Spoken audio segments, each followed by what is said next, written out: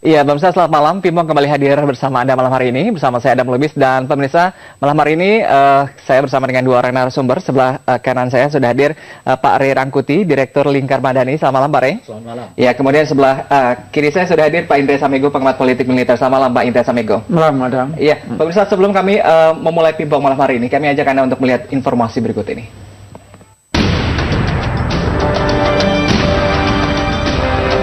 Presiden Joko Widodo akan mengumumkan pengganti Panglima TNI Jenderal Muldoko dalam waktu dekat. Ia menegaskan pemilihan Panglima adalah hak prerogatif dirinya. Penegasan Presiden itu melahirkan tafsir bahwa Istana memberi isyarat belum tentu mengangkat perwira tinggi dari Matra Angkatan Udara sebagai Panglima Tentara Nasional Indonesia pengganti Jenderal Muldoko. Padahal menurut tradisi, Panglima TNI dijabat secara bergiliran dari 3 matra angkatan di TNI, dan setelah Muldoko lengser nanti adalah jatah dari Angkatan Udara. Sontak keengganan Jokowi melanjutkan tradisi itu melahirkan pro dan kontra. Pihak yang setuju dengan Presiden beralasan bahwa tak ada ketentuan dalam undang-undang yang mengharuskan jabatan Panglima TNI digilir.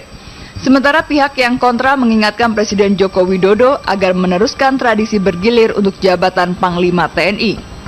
Selama masa pemerintahan Presiden Soekarno hingga era Orde Baru di bawah rezim Soeharto, Panglima TNI selalu dijabat oleh perwira tinggi Angkatan Darat. Tradisi menggilir jabatan Panglima TNI dimulai pasca reformasi bergulir. Panglima TNI pertama yang bukan berasal dari Angkatan Darat adalah Laksamana TNI Widodo AS, seorang perwira tinggi Angkatan Laut yang diangkat Presiden Abdurrahman Wahid pada 26 Oktober 1999.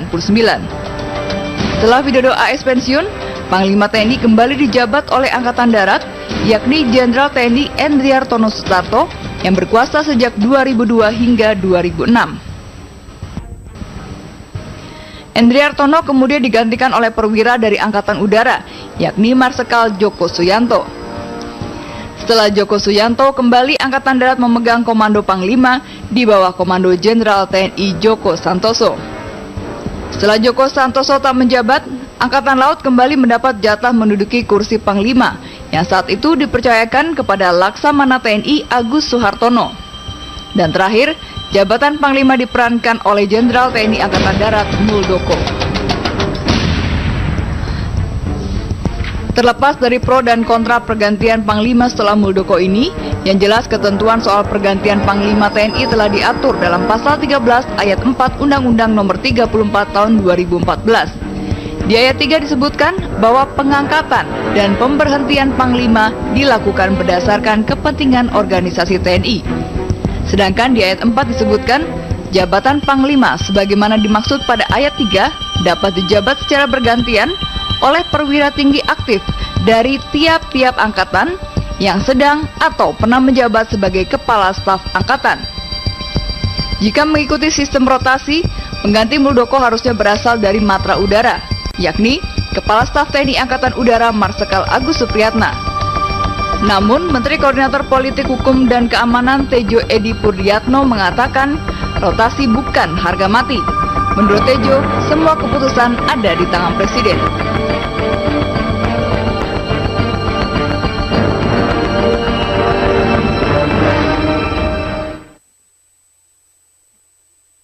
Iya, pemirsa, apakah Presiden Jokowi akan tadi mengobok-obok ke tradisi pergiliran Panglima TNI, begitu ya? Kemungkinannya akan kami bahas di Pimpong malam hari ini bersama dengan dua narasumber. Oke, mungkin saya ke Pak Rey Rangkuti. Ya. Pak Rey, ini tadi Istana memberikan sinyal begitu ya bahwa Presiden Jokowi kemungkinan begitu ya tidak akan meneruskan tradisi presiden-presiden sebelumnya yang akan mengangkat Panglima TNI berdasarkan giliran begitu dari masing-masing institusi.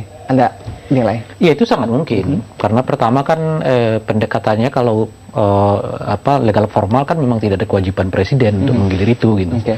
Itu hanya konsensus aja yang kita dapatkan setelah reformasi tahun 98, di mana salah satu wujud dari reformasi tahun 98 itu adalah reformasi institusi TNI gitu ya.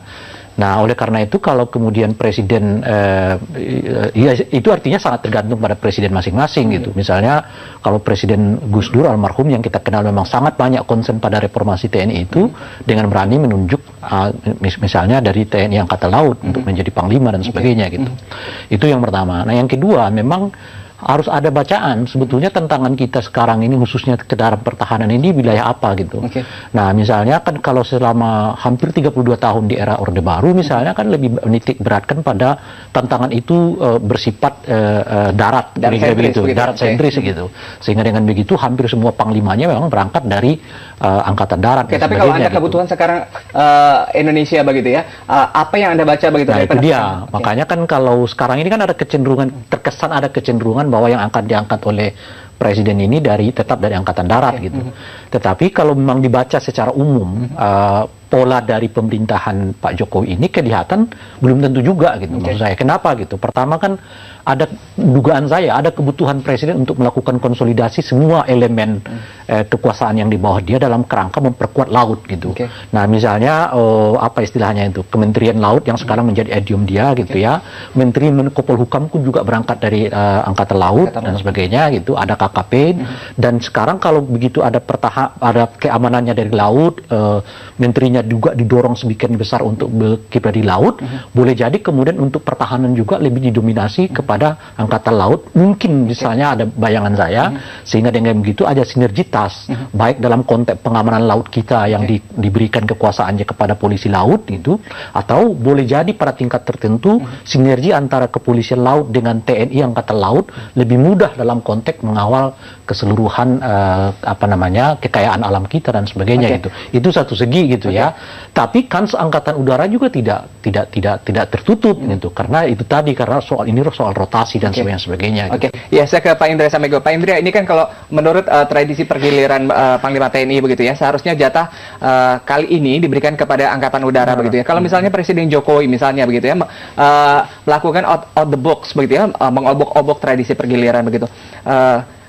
Apa yang akan terjadi dalam politik melihat bahwa posisi Panglima TNI sendiri ini memiliki efektivitas yang luar biasa sekali begitu ya dalam pertahanan dan juga situasi non politik.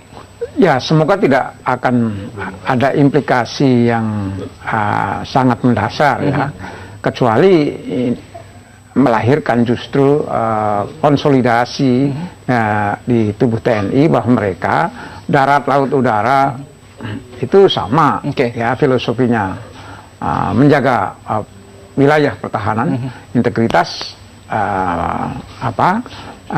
kebangsaan dan integrasi nasional.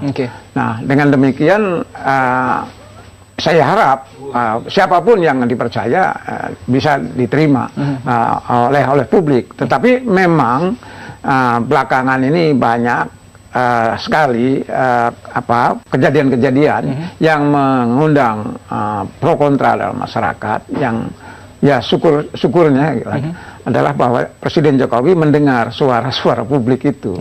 Ya, ada beberapa kali berkaitan dengan soal kebijakan pemerintah yang dulu tidak pernah. Jadi seolah-olah apa yang dikatakan Presiden Jokowi itu adalah sebuah kebenaran. Tapi belakangan kan tidak. Soal pidato di mana Presiden Soekarno dilahirkan saja ini menjadi masalah gitu kan, ramai gitu. Nah, jadi pada tataran wacana ini ada kesempatan buat orang untuk memberikan penilaian terhadap apa yang dikatakan Presiden Jokowi. Tetapi sekali lagi kita berharap, paling tidak saya berharap agar pergantian ini tidak menimbulkan banyak kontroversi. Gitu. Dalam tataran wacana begitu, ini penafsiran liar sudah mulai berkembang begitu. Apa yang Anda lihat dari wacana yang ingin dikembangkan Presiden Jokowi dalam pemilihan Panglima TNI ini? Terus terang saja justru datang dari luar yang menanyakan kepada pihak istana, apakah betul gitu akan terjadi gini kan. Kemudian jawabannya ada dua paling tidak ya. Jawaban yang pertama secara legal formal, tapi yang kedua mengatakan bahwa memang politik pertahanan kita masih berat ke darat gitu, walaupun secara ekonomi kita memberi emphasis penekanan yang lebih besar kepada matra, bukan matra sih, tapi maritim gitu ya. Jadi tidak otomatis. Tapi memang kesan bahwa kalau maritim seperti Bung Rey tadi katakan ya mestinya diberi kepercayaan pada laut sebagai leading aktor di situ. Tetapi sekali lagi bahwa saya belum mendengar dari Presiden Jokowi sendiri. Ini biasa di kita ini kalau sudah menyangkut pergantian, apalagi seorang panglima yang menurut saya ini mungkin kelanjutan sejarah kita, bahwa panglima kita ini beda dengan kepala staf gabungan. Instrumen penting begitu. Ya, jadi kepala staf gabungan itu ya digilir siapa saja karena memang kekuasaannya sangat terbatas. Sementara panglima, apalagi di masa Orde Baru itu adalah instrumen presiden untuk mengendalikan tentara. Gitu. Ya menarik begitu. Kalau memang panglima TNI adalah hak prerogatif dari presiden begitu. Kemudian apa yang akan dilakukan oleh Presiden Jokowi ke depan? Pemirsa jangan kemana-mana, Pimpong akan kembali usai pariwara. Iya, pemirsa, Pimpong kembali lagi. Mungkin saya ke Pak Rey Rangkuti. Pak Rey, ini tadi begitu kebijakan Presiden Jokowi, hak prerogatif dari Presiden Jokowi ini versus dari penilaian masyarakat yang terlalu cepat. Apa yang Anda baca?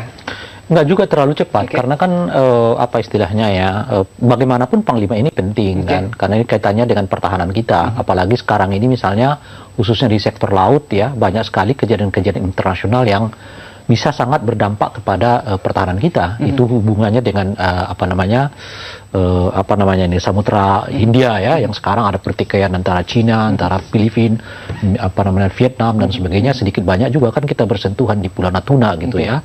Sehingga dengan begitu orang jadi bertanya-tanya dan merasa menjadi penting juga bahwa Panglima ini siapa gitu. Nah yang kedua menurut saya ini bagian dari apa namanya ya, partisipasi politik lah secara umum, dan harus dilihat secara positif gitu.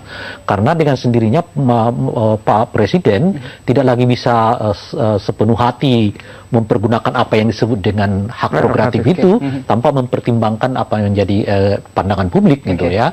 Nah di luar tentu saja ada pertimbangan-pertimbangan dari kolega-koleganya. Tadi dikatakan Pak Indri ya begitu ya, ini Panglima TNI posisi yang paling penting juga begitu untuk tadi segi politik begitu ya bagi Presiden Jokowi sendiri untuk mengamankan.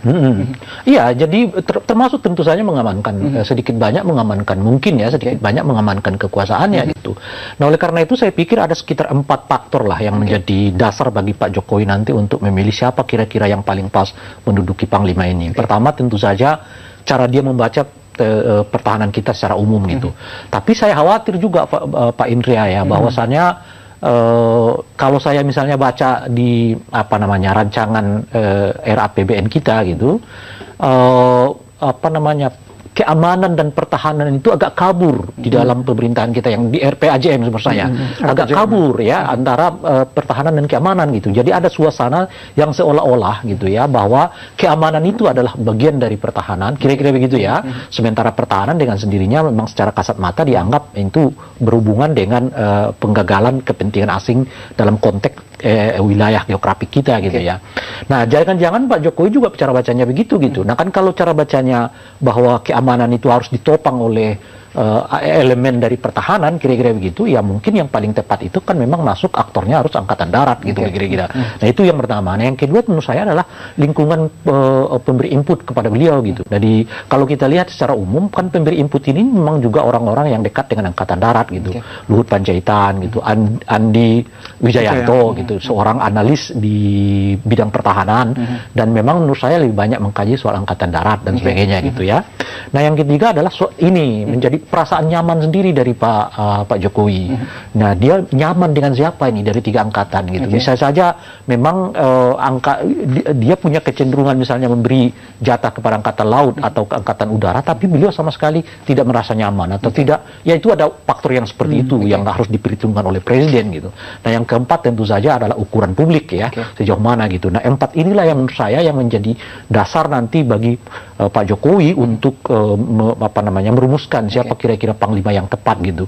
Tentu saja selain berbicara angkatannya juga berbicara orangnya nanti gitu lah ya. Belum tentu juga di luar persyaratan itu kan dan sebagainya itu gitu. Itu juga yang harus dipertimbangkan. Tapi dari 4 faktor ini menurut saya adalah soal Pak Jokowi memandang ini pertahanan kita ini seperti apa dan konteksnya nanti dengan keamanan dan sebagainya. Karena kalau dilihat sekarang ini misalnya kan ada tren di mana pelibatan TNI sekarang di dalam hal-hal yang bersifat publik atau bersifat sipil gitu ya. Misalnya pengamanan pabrik-pabrik, itu pengamanan kereta api dan sebagainya, penjara dan sebagainya, sesuatu yang sesungguhnya secara teoritik tidak bisa diperkenankan tuh gitu. Cuman kan ada suasana yang seolah-olah ya secara umum orang atau presiden kita ini memandang ada kebutuhan itu, dan juga ada semacam, saya tidak tahu juga, tapi mungkin Pak Indria bisa melihat apakah ada semacam permakluman dari publik ya mengapa tiba-tiba pelibatan TNI di dalam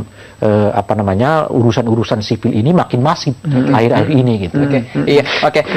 Anak Mas di lingkungan Presiden Jokowi begitu, Anda sudah mulai melihatnya begitu kalau tadi ada penafsiran? Iya, saya tidak sampai seradikal itu menafsirkan anak emasnya. Tetapi bahwa perkembangan atau dinamika politik mutakhir itu menunjukkan bahwa bagaimanapun juga Angkatan Darat yang secara historis punya peran di dalam menjalankan fungsi-fungsi sosial, itu makin dirasakan oleh sementara kawan-kawan, terutama orang lingkaran dalam, yang nampaknya memang mau tidak mau membutuhkan peran Angkatan Darat di situ. Nah, persoalannya adalah bahwa publik ya kan semakin kritis, semakin menuntut transparansi. Jadi tuntutan di dalam aturan perundangan juga mengatakan bahwa TNI itu fokus pada pertahanan militer artinya. Kemudian masalah-masalah yang nirmiliter diserahkan kepada institusi terkait gitu. Tetapi kenyataannya sampai sekarang, Bung Roy, ya, institusi terkait juga belum bekerja secara optimal. Bahkan misalnya ya kita tahu sendiri KPK ya tempo hari itu kan menjadi institusi yang di satu pihak KPK akan merasa independen apabila dilindungi oleh TNI, tetapi di pihak lain ada yang mengatakan wah ini berarti menarik kembali TNI masuk ke wilayah non militer seperti akhir tahun 50-an dulu gitu. Langkah itu apakah yang akan dilakukan Presiden Jokowi begitu kalau Anda melihat penafsiran liar sekarang ini? Iya, jadi sebagai presiden kan dia membutuhkan stabilitas untuk menjalankan rancangan pembangunan jangka panjang dan menengah itu. Ya. Itu menarik yang tadi Bung Rey katakan itu soal Han dan Kam. Ada yang menafsirkan ini kembali ke masa lalu ya, karena Han dan Kam tidak dipisahkan. Nah, di masa lalu kan gitu. Padahal menurut TAP MPR nomor 6 dan 7 itu pertahanan sendiri, keamanan sendiri gitu. Tetapi sebagai orang yang melihat itu agak dekat, memang praksis ya sulit untuk memisahkan itu, sehingga tidak bisa disalahkan kalau kemudian TNI terutama Angkatan Darat ada di mana-mana ketika kebutuhan-kebutuhan yang menyangkut rasa aman itu tidak bisa ditangani sendiri oleh polisi gitu. Saya setuju, saya setuju Pak. Menarik. Pak Ray Rangkuti ini punya pengalaman buruk gitu di masa lalu. Kalau misalnya Presiden Jokowi begitu ya mengembalikan prinsip Hankam ke masa lalu, apa yang akan terjadi? Itu jelas secara teoritik dan kebutuhan kita itu agak bermasalah gitu. Nah, cuma kan saya berbicara itu tadi dalam kerangka sebetulnya ingin melakukan kritik gitu, meskipun tadi kan dijelaskan oleh Pak Indria ada semacam permakluman gitu ya atas kondisi kekinian kita gitu. Nah, yang saya mau katakan itu memang di satu segi ada semacam permakluman publik keterlibatan TNI di dalam urusan-urusan sipil yang semestinya tidak boleh lagi terjadi gitu ya, karena mereka harus fokus di dalam pertahanan gitu. Karena menurut saya tidak optimalnya kinerja dari institusi yang semestinya menegakkan keamanan gitu. Dalam hal ini adalah polisi gitu ya. Polisi kita kelihatan sangat tertatih-tatih karena dia punya urusan sendiri. Kadang-kadang urusannya juga kita nggak mengerti, misalnya sengketanya dengan KPK yang terlalu panjang yang mengakibatkan pada tingkat tertentu menarik TNI untuk merasa harus terlibat gitu, karena ada beberapa praktek yang boleh jadi pada tingkat tertentu mungkin membuat TNI juga merasa kalau ini dibiarkan akan menjadi panjang cerita gitu. Misalnya apa yang sering sekali orang menyebut seperti ada pengabaian terhadap instruksi presiden terhadap kepolisian gitu ya. Yang presiden itu adalah Panglima tertinggi TNI gitu loh kira-kira kan. Bagaimanapun TNI mungkin merasa terundang untuk menjaga harkat dan martabat dari Panglima tertinggi. Makin menarik lagi Pak Ari, tapi kita harus break sejenak. Pemirsa jangan kemana-mana, Pimpong akan kembali usai pariwara. Iya, pemirsa, Pimpong kami lanjutkan. Oke, Pak Indra Samego tadi sudah banyak cerita begitu ya, pengalaman yang diceritakan oleh Pak Ari Rangkuti begitu ya. Kelemahannya begitu ya. Kalau kita menakar kelemahan dan juga keuntungan kalau misalnya yang dipilih Presiden Jokowi begitu adalah dari institusi Angkatan Darat. Iya, begini. Jadi bahwa sebetulnya kalau kita bicara secara prosedural, Undang-Undang 34 2004 itu sudah jelas ya, mengatur prajurit di era reformasi itu. Jadi kalaupun misalnya prajurit itu masuk ke wilayah non militer itu diakomodasi dalam pasal 7 ya, mengenai tugas-tugas tentara selain perang. Itu ada di situ. Jadi sifatnya ya tidak permanen, ya, temporer saja. Tapi kalau menyangkut ini apa namanya jabatan-jabatan atas, dulu saya katakan ini high politics, politik tingkat tinggi. Jadi memang tentara tidak boleh melakukan day to day politik. Tapi pada tataran paling tinggi membuat keputusan, tentara punya persepsi, punya insting yang memang berbeda dengan non militer gitu. Nah, dalam situasi yang kita rasakan sampai sekarang memang negeri ini belum berjalan sesuai dengan yang kita harapkan, bahwa praktek-praktek good governance itu belum. Jadi masih sangat mengandalkan kekuatan di situ. Jadi kita maunya menuju kepada restate gitu, restart. Tetapi yang muncul adalah makstat. Nah, jadi kekuatan. Nah, kalau kekuatan, maka mereka yang punya kekuatan itu diperhitungkan. Gitu. Pak Ari, Anda setuju? Iya, secara umum begitu yang terjadi. Makanya kan apa istilahnya ya, istilah yang mengemuka sekarang dengan menyebut bahwa tidak ada kewajiban bagi presiden untuk setia pada apa yang berjalan selama ini, semacam konvensi yang sudah berjalan selama ini.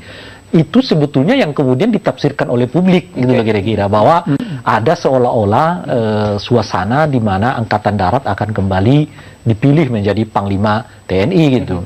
Nah, saya sudah menyatakan misalnya ini soal input ya, selain yang saya sebut misalnya ada Menseskap yang memang analis Angkatan Darat secara umumnya gitu ya, kemudian juga ada Pak Luhut Panjaitan gitu, tapi jangan lupa Menhan juga adalah Angkatan Darat gitu.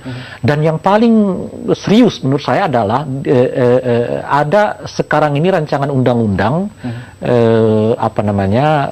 rancangan undang-undang, saya lupa, pertahanan, bukan pertahanan, cadangan, pelibatan TNI di dalam Kamnas, Keamanan Nasional ya, rancangan undang-undang Kamnas, ya, rancangan undang-undang Kamnas yang sekarang menunggu di DPR untuk masuk menjadi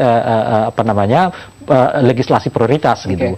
Nah, secara umum menurut saya ya, bacaan saya terhadap RUU Kamnas itu adalah pikiran-pikiran TNI Angkatan Darat gitu loh, yang memang tradisinya selalu punya keinginan untuk terlibat dalam aktivitas publik secara umum gitu.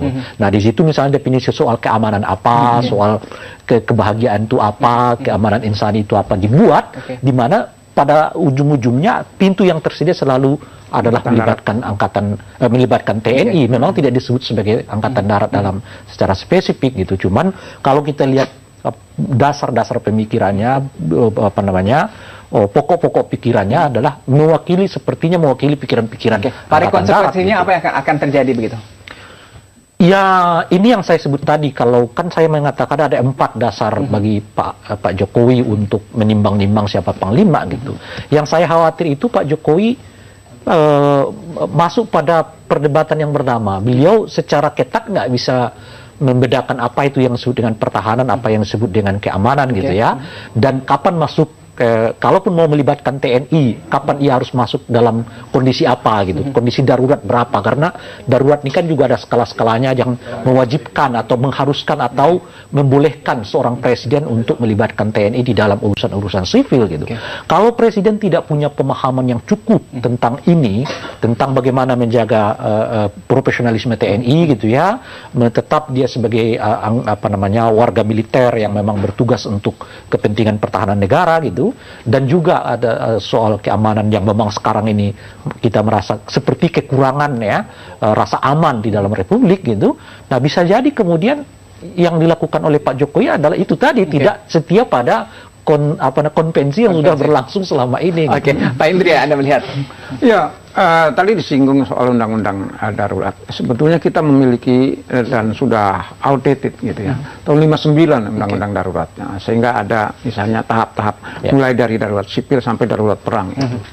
Nah, tetapi mungkin tidak sampai sejauh itu ya situasinya. Hanya merasakan faktor ketiga yang Bung Rey tadi sebutkan adalah rasa aman dari Presiden Jokowi dengan adanya pembantu-pembantu Presiden yang memiliki kemampuan kompetensi dalam bidang militer, khususnya Angkatan Darat. Itu satu. Oke. Tapi yang saya potong, rasa aman atau mengamankan, melihat bahwa Angkatan Darat memiliki tanda kutip begitu pasukan. Iya, dua-duanya. Jadi rasa aman karena memang Presiden Jokowi melihat bahwa terutama dengan partai-partai ini kan selalu mudah ada penjagalan gitu kan. Tapi dengan tentara ini kan line of command-nya jelas, garis komandonya jelas gitu kan. Jadi kalau bintang 4 atur hijau ya semua hijau ke bawah gitu. Jadi rasa aman. Tapi yang kedua ini ada kaitannya dengan politik luar negeri kita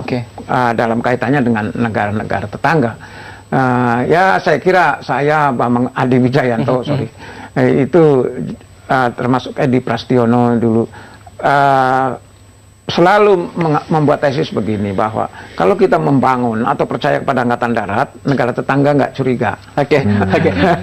Pak Rey setuju juga kalau misalnya Presiden Jokowi begitu ya, ini mengambil instrumen tadi pemilihan Panglima TNI sendiri untuk mengamankan kekuasaannya, Bang? Oh, itu tidak boleh. Jadi TNI itu tidak boleh lagi dipergunakan untuk kepentingan pengamanan kekuasaan. Itu ya. Tetap meskipun secara subjektif tidak bisa juga kita hindari bahwa seorang presiden tentu saja akan selalu berpikir apakah orang ini punya potensi tanda kutip ya dikendalikan oleh presiden atau tidak gitu. Karena kita punya punya catatan sejarah di mana beberapa peristiwa yang menyebutkan TNI membelot, TNI melakukan kudeta, dan meskipun tidak disebutkan secara terus terang bahwa itu adalah kudeta dan sebagainya, tetapi intinya adalah di mana ada kesan militer juga dapat mengambil alih kekuasaan gitu. Nah, tapi pada saat yang bersamaan kita juga punya fakta sejarah di mana TNI dipergunakan secara efektif oleh kekuasaan untuk demi kepentingan kekuasaannya sendiri gitu. Nah, di sini tetapi tentu kalau berkaca dari dua hal ya. Pertama, situasi kita secara umum itu sangat tidak memungkinkan lagi presiden menjadikan TNI untuk menjadi alat kekuasaannya. Katakanlah misalnya melakukan semacam peredaman terhadap atau kritik-kritik yang muncul terhadap kekuasaannya gitu. Nah, yang kedua adalah saya tidak terlalu yakin juga bahwa orang seperti Pak Jokowi mau melakukan itu gitu. Jadi ininya. Cuman tentu saja di luar itu semua ada dua faktor lain yang kita sebut adalah faktor membaca situasi ini antara apa yang disebut dengan pertahanan dan keamanan gitu ya. Dan yang kedua adalah soal rasa nyaman dan aman presiden terhadap calon-calon ini. Makin menarik begitu. Mungkin Pak Indra Samego punya pandangan lain begitu ya. Apakah mungkin Presiden Jokowi akan menggunakan instrumen pemilihan Panglima TNI untuk mengamankan kekuasaannya? Pemirsa, Pimpongan kembali usai pariwara, tetap bersama kami. Iya, pemirsa, pembahasan kami lanjutkan. Oke, Pak Indra Samego, apakah Presiden Jokowi begitu akan menggunakan instrumen pemilihan Panglima TNI sendiri untuk mengamankan kekuasaannya? Karena kita tahu sendiri, apakah Anda melihat bahwa TNI khususnya Angkatan Darat sendiri sudah mulai agak sedikit menjaga jarak begitu ya untuk tidak digunakan sebagai alat kekuasaan? Ya. Kalau menggunakan itu istilah yang terlalu berlebihan karena memang secara politis juga akan menghadapi reaksi yang kontraproduktif terhadap itu, dan kedua tentara sendiri tidak mau.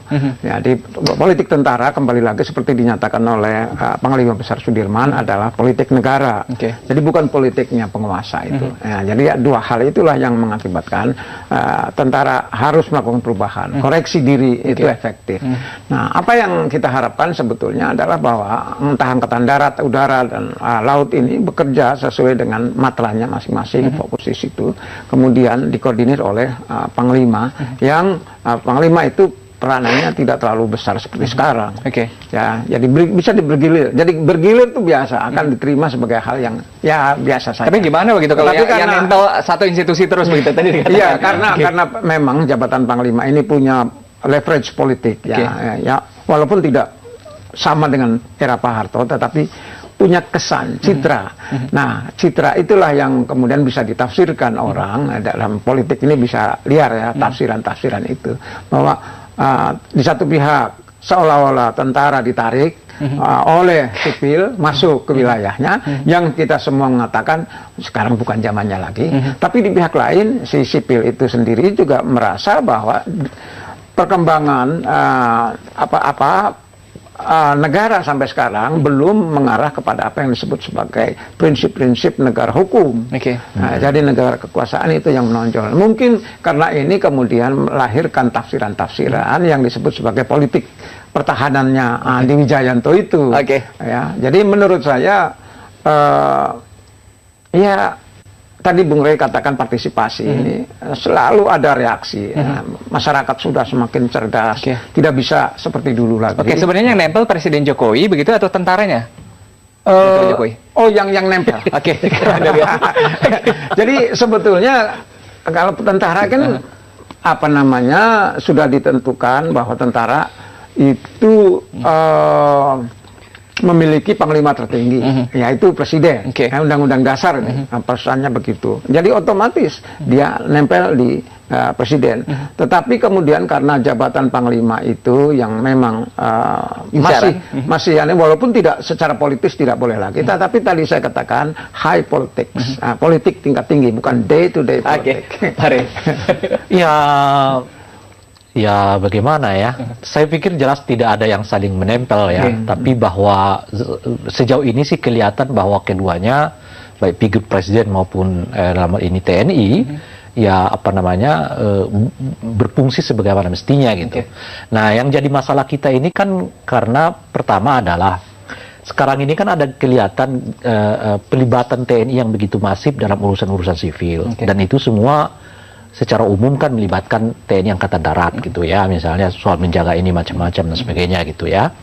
Nah, yang kedua adalah bahwa pernyataan-pernyataan dari baik pihak presiden macam-macam yang mengatakan bahwa keharusan untuk merotasi tiga matra ini sebagai panglima itu tidak diatur oleh konstitusi, undang-undang dan sebagainya, sehingga orang muncul tafsirannya bahwa Angkatan Darat. Jadi Pak Indria tadi katakan secara eksplisit begitu masyarakat membaca begitu ada terisi. Tapi menurut saya begini, mungkin juga bisa kita tanya kepada Pak Indria ya.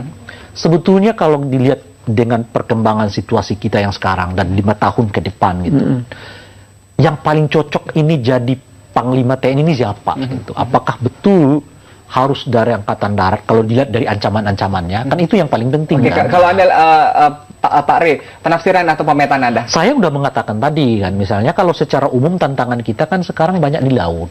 Nah, pertama juga andalan Pak Jokowi adalah laut. Gitu.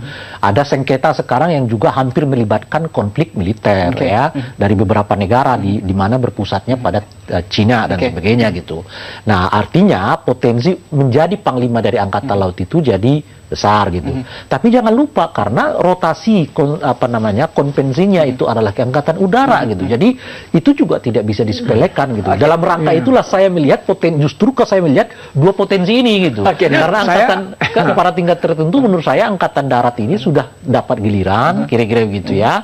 Dan yang kedua pendekatannya bukan lagi pada darat, tetapi ada yang membuat Angkatan Darat ini menurut dugaan saya agak menonjol sedikit gitu. Pertama masukan-masukan kepada presiden, kedua cara baca presiden terhadap politik pertahanan dan juga keamanan, dan yang ketiga adalah soal rasa nyaman gitu. Persoalannya pada cohesiveness jadi konsolidasi.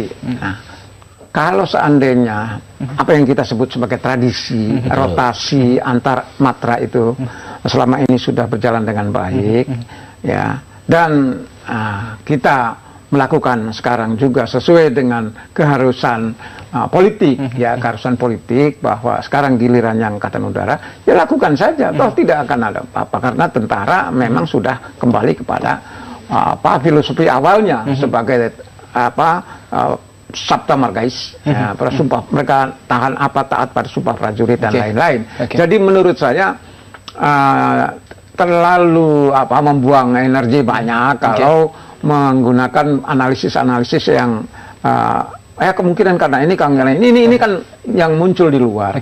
Nah, jadi bagi saya presiden ini sudah memiliki agenda yang begitu banyak. Nah, jangan ditambah-tambah dengan hal-hal yang kontraproduktif. Jadi pilih saja yang memang sudah mestinya memegang giliran. Dia tunjuk saja. Soalnya kan presiden kita ini pada tingkat tertentu banyak mengubah gaya. Gaya politik Presiden Jokowi begitu dalam pemilihan Panglima TNI. Masih akan kami bahas di Pimpong selanjutnya. Kami akan kembali. Iya, Bang Ustaz, Pimpong kami lanjutkan. Oke, Pak Ray Rangkuti.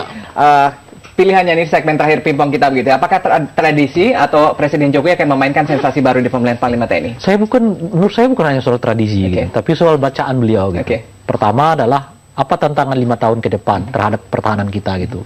Yang kedua adalah soal apa yang kita khawatirkan bahwa Presiden punya cara baca antara pertahanan keamanan itu lipat melipat gitu. Nah oleh karena itu ya memang ini agak banyak lah pertanyaan ya. Apakah memang Presiden akan ambil angkatan darat, angkatan laut atau angkatan udara?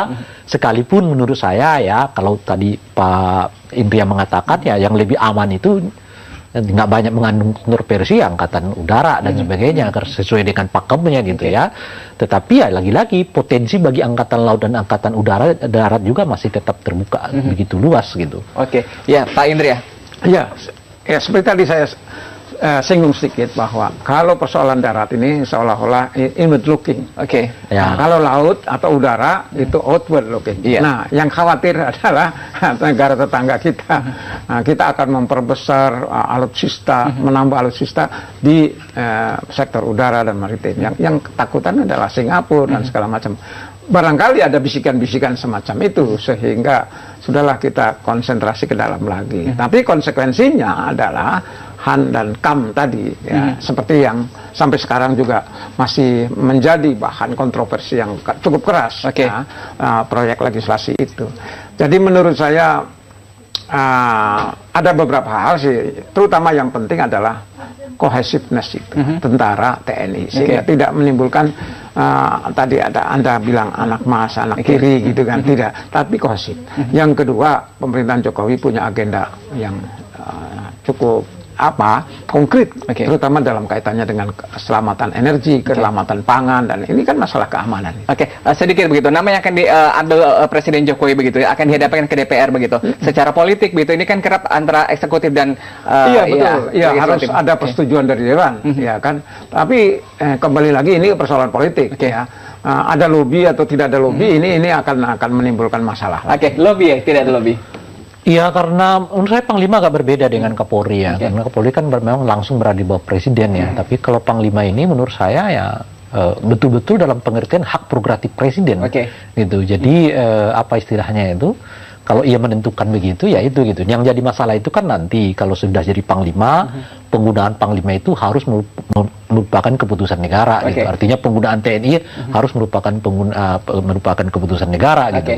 Dalam pengertian harus melibatkan legislatif gitu. Disitulah mungkin cara Pak Jokowi harus berhitung siapa kira-kira Panglima yang memang gitu ya punya punya penerimaan yang cukup di lingkungan legislatif. Kita masih menunggu begitu takaran dari Presiden Jokowi. Hitung-hitungan dalam pemilihan Panglima TNI nantinya. Baik, Pak Indria Samego, terima kasih hadir bersama kami. Pak Ray Rangkuti, terima kasih. Dan pemirsa demikian Pimpong malam hari ini. Dan akhirnya saya ada melukis pamit. Terima kasih, selamat malam.